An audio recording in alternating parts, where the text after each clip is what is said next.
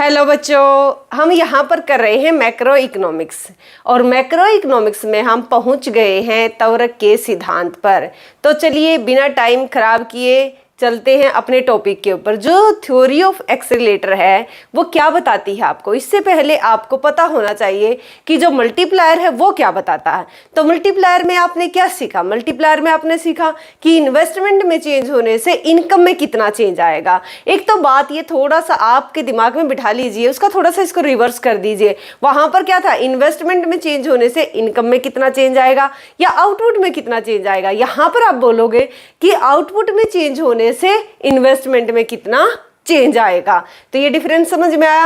पहली बात ये है कि जो मल्टीप्लायर है या जो गुणक है वो डिपेंड करता है ऑटोनोमस इन्वेस्टमेंट के ऊपर, जिसको हिंदी में बोलते हैं स्वतंत्र निवेश। जो ऑटोनोमस इन्वेस्टमेंट है वो क्या होता? वो इनकम इंडिपेंडेंट होता, यानी कि इनकम और प्रॉफिट से इंडिपेंडेंट होता, वो इनकम से प्रभावित नहीं होता। चाहे हमारी इनकम जीरो हो तब भी इतना इन्वेस्टमेंट किया जाएगा। इसलिए ऑटोनोमस इन्वेस्टमेंट को कई बार पब्लिक इन्वेस्टमेंट के नाम से भी जाना जाता है। उसके बाद जो आज हम कर रहे हैं the accelerator theory of investment, the accelerator theory of investment या त्वरक का सिद्धांत। जो ये सिद्धांत यहाँ पर आप कर रहे हो, इस सिद्धांत में उसमें ये डिफरेंस है कि ये इंड्यूस इन्वेस्टमेंट के ऊपर बेस्ड है। और इंड्यूस इन्वेस्टमेंट क्या होता है? प्रेरित निवेश। अब प्रेरित निवेश क्या होता है? जो इनकम और प्रॉफिट के साथ डिपेंडेंट है, या आप ये बोलो कि वो इनकम इनइलास्टिक था और ये इनकम इलास्टिक है, यानी कि आय लोचशील है प्रेरित निवेश, इंड्यूस इन्वेस्टमेंट। अब आपके मन में क्वेश्चन आया होगा कि ये प्रेरित और ऑटोनोमस इन्वेस्टमेंट होते क्या हैं। इनको मैं थोड़ा सा आपको एक बार रिकॉल करवा देती हूँ। ये आते हैं आप सभी को, बट लेकिन आप चीज़ों के ऊपर ध्यान नहीं देते ना, इसलिए स्किप हो जाते हैं। जब हम बात करते हैं ऑटोनोमस इन्वेस्टमेंट की, तो इसका मतलब होता है ये यहाँ पर इनकम होती है, यहाँ पर इन्वेस्टमेंट होता है। यहाँ पर आप देखिए जब आपकी इनकम जीरो तब भी इतना इन्वेस्टमेंट किया जा रहा है। जो एक तरीके से जो बहिर्जात जो फैक्टर होते हैं, जो एक्सोजीनियस जो फैक्टर होते हैं, ये उनके ऊपर डिपेंड करता है। जैसे पॉपुलेशन होगी, टेक्नोलॉजी होगी, उनके घटने बढ़ने से ही ये क्या होता है, उनके ज़्यादा या कम होने से ही ये इफेक्ट पड़ता है। इसके ऊपर ये घटता बढ़ता है। ये इनकम से इंडिपेंडेंट है। इनकम से इंडिपेंडेंट का मतलब होता है जब इनकम जीरो होगी तब भी इतना इन्वेस्टमेंट किया जाएगा। इसलिए कई बार इसको हम पब्लिक इन्वेस्टमेंट या जो गवर्नमेंट इन्वेस्टमेंट करती है उसके नाम से भी जानते हैं। जो गुणक था या मल्टीप्लायर था वो बेस्ड था ऑटोनोमस इन्वेस्टमेंट के ऊपर। किसके? जो स्वतंत्र निवेश होता है। लेकिन आज हम जो कर रहे हैं ये बेस्ड है आपका इंड्यूस इन्वेस्टमेंट के ऊपर। इंड्यूस इन्वेस्टमेंट का क्या मतलब होता है? प्रेरित निवेश। जो प्रेरित निवेश होता है ये किसके ऊपर डिपेंड करता है? ये डिपेंड करता है इनकम के ऊपर, या इनकम एक तरीके से इनकम इलास्टिक होता है। ठीक है, ये क्वेश्चन पूछा जाता है कि जो मल्टीप्लायर है वो किसके ऊपर डिपेंड करता है? ऑटोनोमस के ऊपर। ये किसके ऊपर डिपेंड करता है? इंड्यूस के ऊपर। अब इंड्यूस या प्रेरित होता क्या है? इसका मतलब होता है ये इनकम के ऊपर डिपेंड करता है। इनकम होगी तो इन्वेस्टमेंट होगा, अदरवाइज नहीं होगा। ऑटोनोमस इन्वेस्टमेंट ऑलवेज पॉजिटिव होता है। और ये जो होता है वो आपका कितने तरीके का होता है? ये नेगेटिव भी हो सकता है, ये जीरो भी हो सकता है और ये पॉजिटिव भी। तो इसका मतलब आपने देखा कि ये इन्वेस्टमेंट कितने तरीके का? जीरो, पॉजिटिव और नेगेटिव तीनों तरीके का होगा।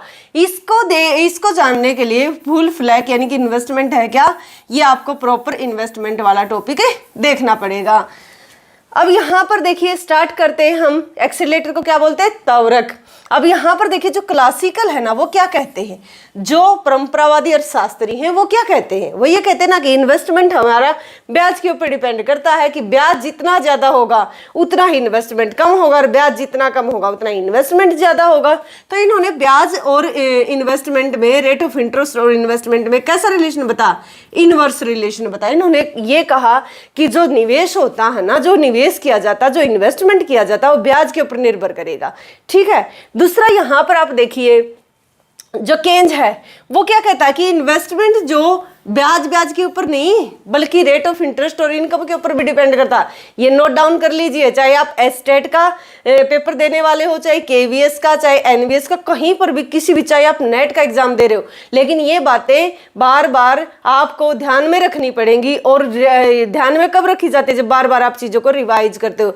जब तक आपको कंसेप्ट पक्का नहीं होगा तब तक कोई फायदा नहीं है चीज़ों को पढ़ने का। ठीक है। तो यहाँ पर देखिए आप, इन्वेस्टमेंट किस किस का फंक्शन है, रेट ऑफ इंटरेस्ट और इनकम का। इनकम के साथ इसका पॉजिटिव संबंध है, ब्याज की दर के साथ इसका नेगेटिव संबंध है, ये ध्यान रखिए। ये मैं क्यों बता रही हूँ यहाँ पर, क्यों बता रही हूँ, क्योंकि इन्वेस्टमेंट जो एक्सेलरेटर है वो किसके ऊपर डिपेंड करता है, यानी कि एक्सेलरेटर की बात जो की जा रही है वो किसके साथ की जा रही है, इन्वेस्टमेंट के साथ, निवेश के साथ की जा रही है, इसलिए हमें निवेश का जिक्र करना पड़ा।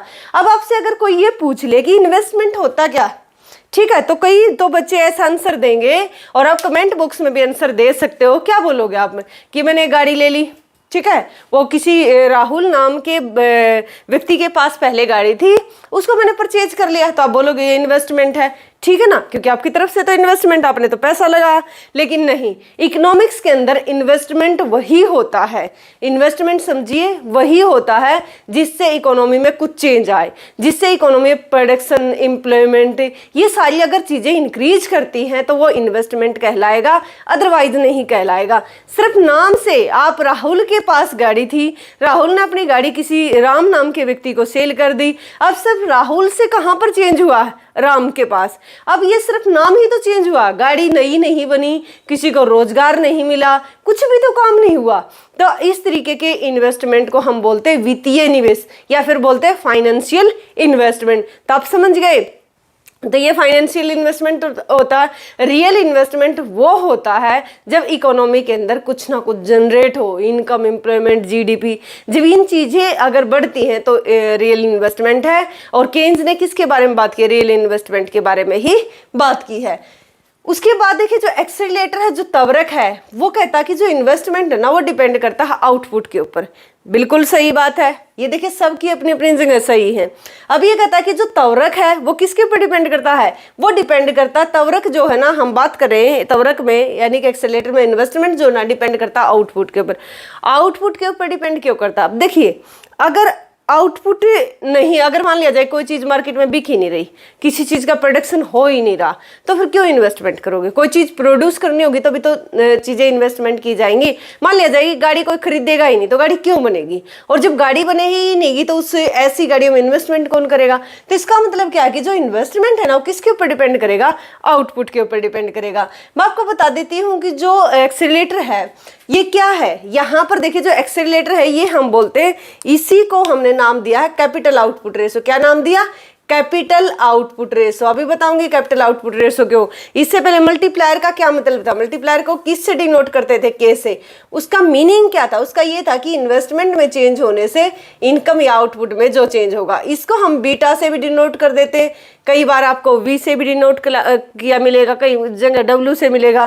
तो एक ही मतलब होता है तवरक या एक्सेलरेटर। इसका मतलब होता है, इसका उल्टा कर दो कि इन्वेस्टमेंट ऊपर ले जाओ और आउटपुट नीचे ले आओ। तो इसका मतलब क्या है कि आउटपुट, ठीक है ना, ये किस चीज को दिखाता है, उसका आउटपुट में चेंज होने से इन्वेस्टमेंट में कितना चेंज आएगा, ये इस चीज को दिखाता है। अब यहाँ पर आप देखिए जब हम बात करते हैं इन्वेस्टमेंट की, तो इन्वेस्टमेंट कैसे निकलता, ये आज का इन्वेस्टमेंट है और ये पिछले साल का इन्वेस्टमेंट है। इन दोनों के डिफरेंस को हम बोलते हैं चेंज इन के, और इस चेंज इन के को हम बोलते हैं, इसी को हम बोलते हैं आई। ये ध्यान रखोगे ना आप, इसको क्या बोलते हैं, आई। आई का मतलब क्या, इन्वेस्टमेंट। दूसरा इसके बाद देखिए जो इसको, इस इक्वेशन का आप ऐसे भी लिख सकते हो, KT+1 और माइनस में KT, ठीक है, इसको इस तरीके से लिख सकते हो। KT+1 का क्या मतलब है कि जो अगले साल जो आपने इन्वेस्टमेंट करोगे और जो आज का जो इन्वेस्टमेंट है, जो दोनों का डिफरेंस, या फिर वो इक्वेशन लिख लो, आइए, इन दोनों का ही मतलब होता चेंज इन के, और चेंज इन के का मतलब होता आई। आई का मतलब होता निवेश, ठीक है। अब देखिए यहाँ पर ये क्या है, यहाँ पर ये कैपिटल आउटपुट रेशो, ठीक है ना। यहाँ पर ये एक्सेलरेटर दिखाओ या एक्स जो दिखा रहा है ना, यहाँ पर ये किसको दिखा रहा है, कैपिटल आउटपुट रेशो को। और यहाँ पर देखिए इसको आप डिनोट कर सकते हो, मान लिया जाए कि यहाँ पर हम बीटा से कर लेते हैं, ठीक है। तो ये एक्सेलरेटर है, जो एक्सेलरेटर किस चीज को दिखाता है, कैपिटल आउटपुट रेशो को दिखाता है कि आज की जो ये इनकम है, ठीक है ना, ये जो आउटपुट में बोल रही हूँ, आउटपुट है वो किसके ऊपर डिपेंड करता है, इस कैपिटल के ऊपर डिपेंड डिपेंड करता है कैपिटल आउटपुट रेशो, यानी कि इस कैपिटल ने इतना आउटपुट जो है ना वो प्रोड्यूस किया है। अब ये देखिए कि क्या है, यहाँ पर जो कैपिटल को शो कर रहा है और यहाँ पर क्या है, ये बीटा एक्सीलरेटर को शो कर रहा है। तो इसका मतलब क्या है कि अगर दोनों की आप मल्टीप्लाई कर रहे हो तो क्या निकल कर आएगा, केटी, यानी कि कैपिटल स्टॉक निकल कर आपका आ जाएगा। तो आपने एक बात तो यहाँ से पक्का सीख ली होगी कि जो एक्सीलरेटर है, जो तवरक है, वो किस चीज को सिखाता है, कैपिटल आउटपुट रेशो को।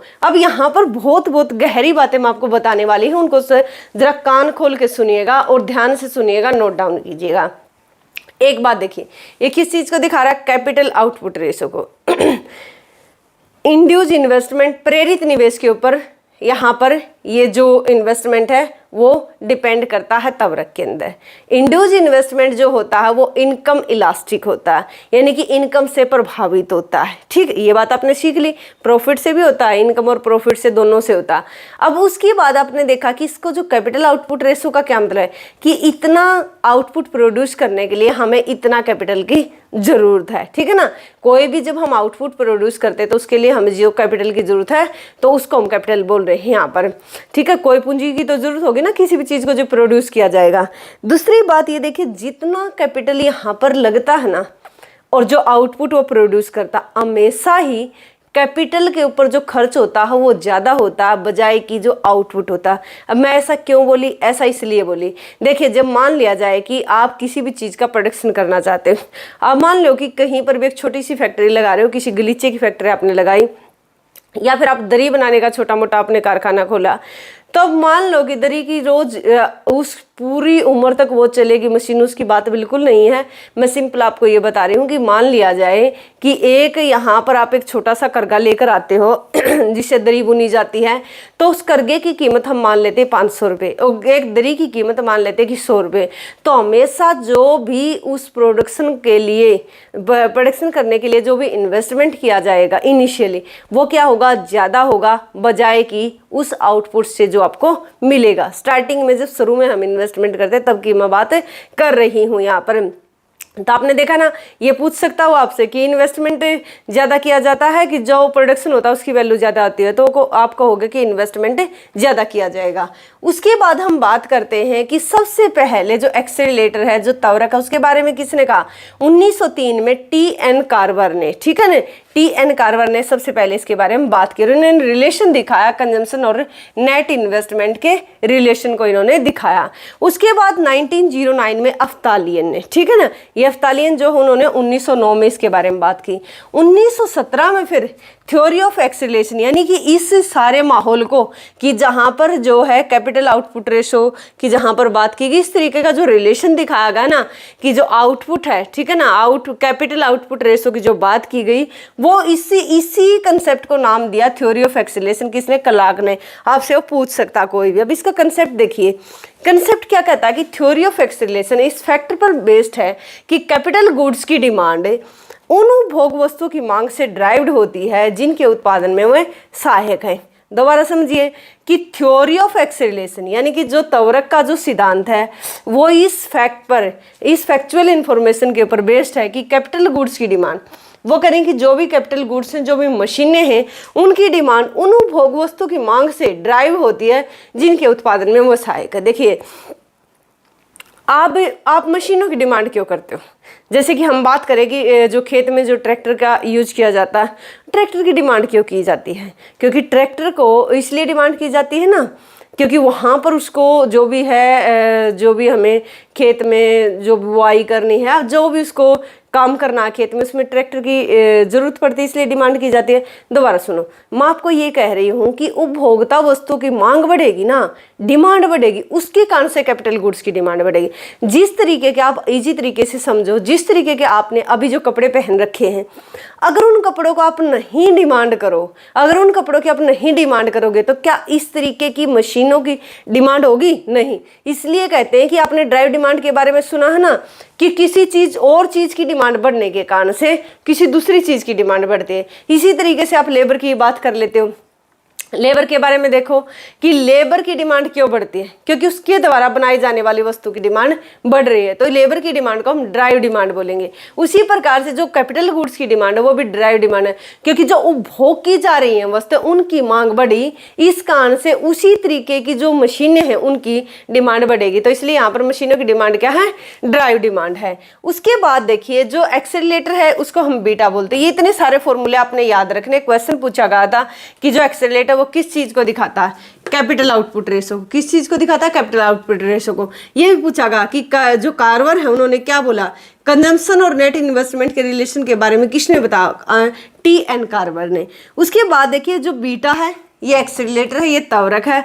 ये क्या है, या तो ये बोलो कंजम्पशन में चेंज होने से इन्वेस्टमेंट में कितना चेंज आएगा, वो भी क्या कहलाएगा, एक्सेलरेटर कहलाएगा। कंजम्पशन में चेंज होने से इन्वेस्टमेंट में जो चेंज आएगा। अब आप बोलोगे ऐसा क्यों है, ऐसा इसलिए है, देखिए हम बोलते हैं कि कैपिटल आउटपुट रेशो। कैपिटल क्या है यहाँ पर, इन्वेस्टमेंट ही तो है, ठीक है। ये क्या है, आउटपुट है। आउटपुट क्यों, आउटपुट का क्या मतलब, आउटपुट को कंज्यूम ही तो करोगे, तो जब कोई चेंज होगा आउटपुट में तभी तो इन्वेस्टमेंट में चेंज होगा। उसके बाद यहाँ पर देखिए इसी को हम बोलते हैं नेट इंड्यूस इन्वेस्टमेंट। मैंने अभी बताया कि जो एक्सेलरेटर है, जो त्वरक है, वो किसके ऊपर डिपेंड करता है, एक तरीके से प्रेरित निवेश के ऊपर। उसके बाद देखिए नेट कंजम्पशन, ठीक। उसके बाद हाँ आप इसको बोल सकते हो इन्वेस्टमेंट में चेंज, आउटपुट में चेंज, या आप इसको बोल सकते हैं कैपिटल आउटपुट रेशो। ये क्वेश्चन पूछा गया था कि इसको कैपिटल आउटपुट जो एक्सेलरेटर है किसके बराबर है, कैपिटल आउटपुट। मैंने आपको बता दिया जितने का आउटपुट होता है उससे ज़्यादा हमें इन्वेस्टमेंट करना पड़ता है। तो इसमें आपने सारी चीज़ें देख ली हैं कि क्या होगा और क्या नहीं होगा। उसके बाद इसकी कुछ अजम्पशन है। अजम्पशन को देखिए, कैपिटल आउटपुट रेशो आपका कांस्टेंट रहेगा। कांस्टेंट का यहाँ पर मतलब क्या है, ये मतलब है कि देखिए अगर मान लेते हैं कि इस तरीके का है कुछ 2/4 कुछ भी ले लेते हैं, यहाँ पर हम मानकर चलते हैं कि ये है, या हाँ ठीक है वो तब भी यही आएगा, ठीक है। मान लिया जाए कि 4/8 है, 4/8 को अगर कट करोगे तो कितना आएगा, 1/2, ठीक। दोबारा इसको देखो, 4 से इसको डबल कर दो 8, इसको 16 कर दो, तब भी कितना आएगा, 1/2। तो इसका मतलब है जो ये 1/2 बार बार आ रहा है ना, तो ये कैपिटल आउटपुट रेशो यहाँ पर क्या रहेगा, कांस्टेंट रहेगा। जितना एक यूनिट प्रोड्यूशन करने के लिए जो कैपिटल चाहिए, सेकंड यूनिट के लिए भी उतना ही चाहिएगी। रिसोर्स क्या है यहाँ पर, अवेलेबल है। जो भी आपको रिसोर्स चाहिए उनकी अवेलेबिलिटी है। दूसरा है कि एक्सेस कैपेसिटी नहीं है। अब ये ध्यान रखिएगा, ये क्वेश्चन पूछेंगे वो आपसे कि क्या जो त्वरक का सिद्धांत है उसमें एक्सेस कैपेसिटी है या नहीं है। आप बोलोगे नहीं है। इसका मतलब क्या है, इसका मतलब ये है कि जो मशीनें आप यूज कर रहे हो ना, मशीनें जो यूज कर रहे हो, मान लिया जाए कि जितनी भी डिमांड है, 5 मशीनों की डिमांड है, मान लेते हैं मशीनों की कितने की डिमांड है, यहाँ पर जो मशीनें हैं वो 5 मशीनों की डिमांड है। तो 5 की 5 मशीनें ना काम पर लगी हुई हैं, और 5 मशीनें मान लेते हैं कि यहाँ पर दरी प्रोड्यूस कर रही हैं 50, ठीक। यदि यहाँ पर 10 दरी की और डिमांड बढ़े या 5 की बढ़े, जितनी बढ़े, तो इस बढ़ी हुई डिमांड को पूरा करने के लिए नया इन्वेस्टमेंट करना पड़ेगा। इसलिए करें कि एक्सेस कैपेसिटी नहीं है। ऐसा नहीं है कि ये स्टॉक में पड़ी हुई मशीनें वहां से उठाकर लगा दोगे, नहीं, मशीनें आपको नई लेनी पड़ेंगी, नया इन्वेस्टमेंट आपको करना पड़ेगा। ये इसकी अजम्पशन है, और अजम्पशन को आप बदल नहीं सकते, ये बात बोली गई है। उसके बाद आप देखिए, आपने तो देख लिया कि एक्सेस कैपेसिटी यहाँ पर नहीं है। दूसरी बात देखिए, अगर दरी की डिमांड है ना, दरी की डिमांड ऐसा नहीं है भाई एक दिन के लिए बढ़ गई 10 दरी की डिमांड और आप नई मशीन लिया, अगर नहीं, बिल्कुल भी नहीं। दरी की डिमांड कॉन्टिन्यूस बढ़नी चाहिए। डेली दरी की जो डिमांड है ना वो आनी चाहिए, तब लगातार देख देख कर ही तब देखेंगे कि भाई लेनी है या नहीं लेनी है। अगर दरी की डिमांड कॉन्टिन्यूस बढ़ेगी, इंक्रीज होगी, तो नई मशीन ली जाएगी, अदरवाइज नहीं ली जाएगी। तो समझ गए आप, डिमांड भी कैसी होनी चाहिए, कॉन्टिन्यूस होनी चाहिए, कांस्टेंट रेट से बढ़े। इंक्रीज हुई डिमांड कांस्टेंट हो। पूंजी और साख की पूर्ति लोजदार है। इसका मतलब क्या है कि जो भी आपको पूंजी चाहिए, जो भी आपको क्रेडिट चाहिए, जो इन्वेस्टमेंट करने के लिए, वो आपको मिल जाएगा आराम से। बैंक से आपको पैसा अवेलेबल है, मिल जाएगा। आप जितना पैसा इन्वेस्ट करना चाहोगे मिल जाएगा, उसकी कोई कमी नहीं है। उत्पादन में वृद्धि से शुद्ध निवेश में शीघ्र ही वृद्धि हो जाती है। अब देखिए, ये देखिए शीघ्र ही वृद्धि का क्या मतलब है। यदि 10 दरियों की डिमांड आपको लगता है कि कंटिन्यूस बढ़ रही है, तो यहाँ पर आपके पास आप आराम से इन्वेस्टमेंट कर सकते हो। अगर 10 दरी के लिए एक उसकी डिमांड है ना, मान लेते हैं कि एक मशीन की जरूरत है, तो आप आराम से दूसरी मशीन खरीद सकते हो, कोई दिक्कत नहीं। इसलिए करें कि जैसे ही नेट जो भी आउटपुट इंक्रीज होता है, उत्पादन में वृद्धि होती है, तो नेट इन्वेस्टमेंट जल्दी बढ़ जाएगा। जो आपकी डिजायर कैपिटल स्टॉक है, रियल कैपिटल स्टॉक के बराबर है। यहाँ पर जो डिजायर है, जितना आप चाहते हो पूंजी को कि मेरे पास इतना होना चाहिए भाई पूंजी, मेरे पास 6 मशीनें होनी चाहिए और आपके पास 6 हैं, एक्चुअल में है, तो इसका मतलब क्या, जो एक्चुअल है और डिजायर है, जो चाहते हो आप, दोनों ही बराबर हैं। समझ गए आप? तो ये है इस थ्योरी का पूरा कंक्लूजन। आई होप कि आपको समझ में आया होगा। अब मैं आपको कुछ बताना चाहती हूँ। जो बच्चे एनवीएस की, केवीएस की, या फिर आप जो पीजीटी, यूपी पीजीटी की, या फिर आरपीएससी फर्स्ट ग्रेड की, या आप नेट की तैयारी कर रहे हो, या फिर एस्टेट की तैयारी कर रहे हो, स्क्रीनिंग की तैयारी कर रहे हो, तो आप जो है इकोनॉमिक्स का जो कोर्स है वो अचीवर्स एकेडमी पर अपलोड हो चुका है। आप जाकर उसको ज्वाइन कर सकते हो। और इस सेशन के बारे में जो ये वीडियो मैंने आपके लिए बनाई है, इस वीडियो पर आप अपने कमेंट करके बताइए कि आपको कितना समझ में आया और कितना समझ में नहीं आया। थैंक यू यहाँ तक वीडियो को